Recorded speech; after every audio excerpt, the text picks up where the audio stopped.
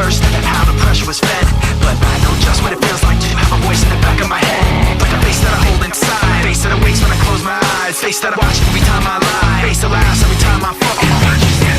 So I know that when it's time to sink or swim, the face inside is hearing me right underneath my skin. It's like a paranoid looking over my back. It's like a whirlwind inside of my head. It's like I can't stop what I'm hearing within. It's like the face inside is right beneath my skin. I know I've got a face in me, points out all my mistakes to me. You got a face on the inside too, your paranoia is probably worse. I don't know what set me off first, but I know what I can't stand. Everybody acts like the fact of the matter is I can't add up to what you can. But everybody has a face that they hold inside, face that awakes when I close my eyes, face that watches every time they lie.